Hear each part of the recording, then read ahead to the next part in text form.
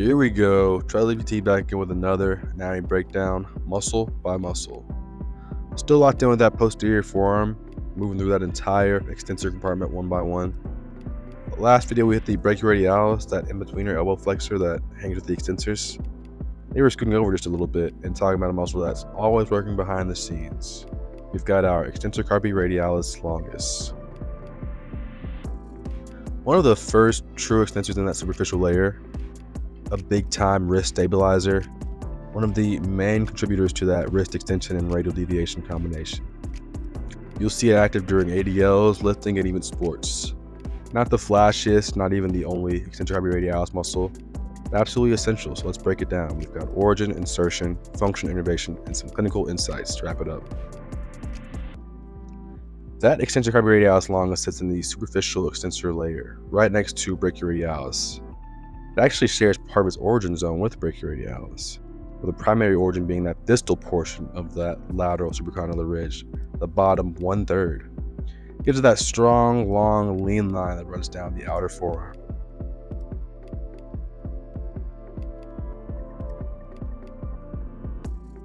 From there, it also picks up fibers from the lateral epicondyle through the common extensor tendon, the same shared attachment site involved in the majority of lateral elbow pathologies.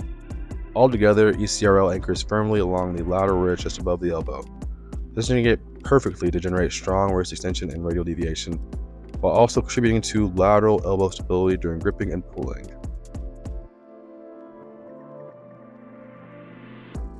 From that lateral ridge, ECRL travels obliquely down the forearm along the radius, maintaining a straight, uninterrupted line towards the hand. Crosses the wrist on the radial side and inserts onto the dorsal base of the second metacarpal. That's that index finger metacarpal. This specific attachment point is part of what gives ECRL such a clear biomechanical advantage for both wrist extension and radial deviation. If you picture the hand moving thumb side or backwards, that's that radial deviation movement. Extensor Carpi Radialis Longus is one of the very first muscles contributing to that lift, so keep that in mind. To really appreciate how Extensor Carpi Radialis Longus works, it helps to understand how it passes through that extensor retinaculum, that fibrous band acting as a pulley system at the back of the wrist. The extensor tendons pass through 6 organized compartments back there, each compartment with its own set of muscles. Extensor Carpi Radialis Longus runs through our second dorsal compartment. We'll quickly look at the entire group here. It runs through that compartment with the Extensor Carpi Radialis brevis. So in that second dorsal compartment, we've got Extensor Carpi Radialis Longus and brevis. This compartment sits directly over the radial side of the wrist, supported by a groove on the distal radius and separated from the other compartments by that bony prominence on your radius called Lister's tubercle. You can actually poke around in that area to find both Lister's tubercle and those second compartment tendons. That tight, efficient structure of this tunnel configuration keeps the ECRL tendon close to the bone, preventing bowstringing, and allows for clean wrist extension. This anatomical setup explains a lot of what we see clinically and in training. Extensor Carpi Radialis Longus gets really good leverage for wrist extension because its tendon path stays tight to the radius. We also know that having both ECRL and ECRB together provides strong radial deviation, and because it occupies that second compartment, the Carpi Radialis Longus can remain active and stable even in high force gripping positions. So when you're deadlifting, rowing, carrying heavy loads, or trying to maintain that perfect wrist position during your pressing or pulling movements, that second compartment is doing a ton of the behind the scenes work, and Extensor Carpi Radialis Longus is leading the wave.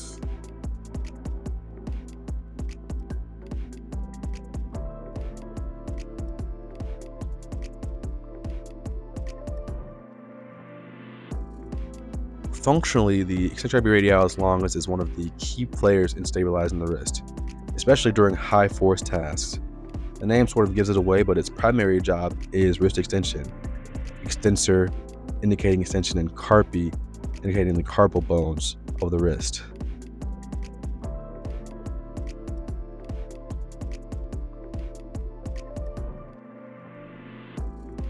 This muscle works together with Extensor Carpi Radialis brevis, Extensor digitorum, and the deep extensors to create that smooth, controlled extension motion. but it's an equally big player in radial deviation, that thumb side lift you see in everyday actions from hammer strikes to backhand swings. It starts up above our elbow joint and contributes to elbow flexion, especially in our neutral or slight pronated positions. Also, because of its anatomical positioning and its long line of pull, Extensor Carpi Radialis Longus becomes a major dynamic stabilizer during gripping and other multi-joint upper extremity exercises. Anytime you grab onto something with intent, deadlifting, carrying, climbing, rowing, your wrist naturally wants to collapse into flexion under load, and Extensor Carpi Radialis Longus is a great defense against that. That Extensor Carpi Radialis Longus fires isometrically to counter that flexion collapse, keeping the wrist neutral and giving your forearm the stiffness it needs to transfer force efficiently. So even though it's not the most popular or talked about muscle, ECRL is doing a ton of work behind the scenes, controlling motion, reducing unwanted flexion, and keeping your wrist locked in under pressure. In both performance and rehab, this muscle is a big player in keeping that wrist steady when the load gets heavy. And that really does stress the importance of our radial nerve. Just like the entirety of the posterior arm, posterior forearm, our Extensor Carpi Radialis Longus is its power, its innervation from the radial nerve, roots C6 and C7. Interesting little detail here, our Extensor Carpi Radialis Longus is innervated by the radial nerve before it dives through that supinator and becomes the posterior interosseous nerve.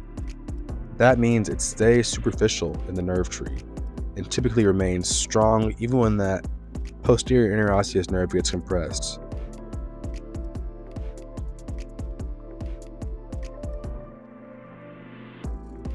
Clinically, this is pretty significant. If someone has weakness in those muscles further down the chain, but still has strong radial deviation and wrist extension, you can trace back to that exact level of that lesion. Quick and easy though, just like the rest of our posterior arm and posterior forearm, we've got radial nerve innervation, and specifically roots C6 and C7 for our Extensor Carpi Radialis Longus. Extensor Carpi Radialis Longus is plenty to talk about, especially when it comes to gripping strength, wrist mechanics, and extensor chain rehab. EMG research consistently shows that the activity of ECRL and our other wrist extensors really ramps up during any high force gripping tasks. So think deadlifts, rows, farmer carries, rock climbing, and even racket sports. We've got a lot of EMG activity for our ECRL. Basically any situation where the wrist is trying not to collapse into that flexion pattern. That's why I can't stress enough the importance of working on that grip strength when you want bigger, stronger forearms. Take it a step further, if the wrist is fighting to stay neutral under tension, that ECRL is definitely firing.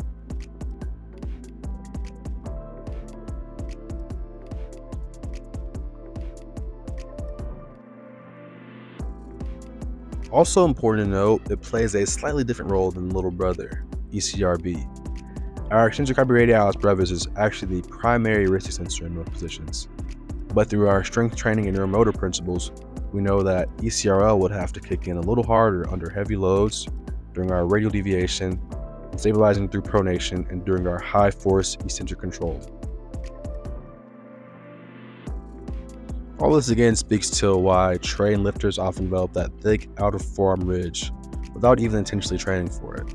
If they've got any gym etiquette, they're working their eccentrics, they're slowly lowering their weights back down, working that grip of course, and stabilizing that wrist throughout it all. Perfect storm for that strong, thick forearm development.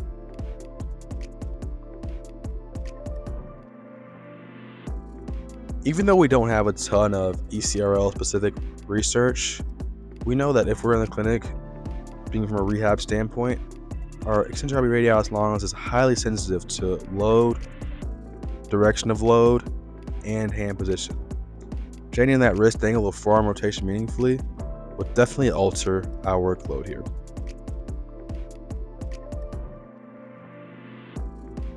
Neutral grip increases our ECRL activation, radial deviation biases it even more, and then of course pronation increases it in its stabilizing role.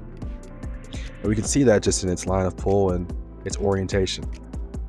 Those factors make it perfect for great exposure, positional loading, and building forearm strength or tendon capacity in a smart, progressive way.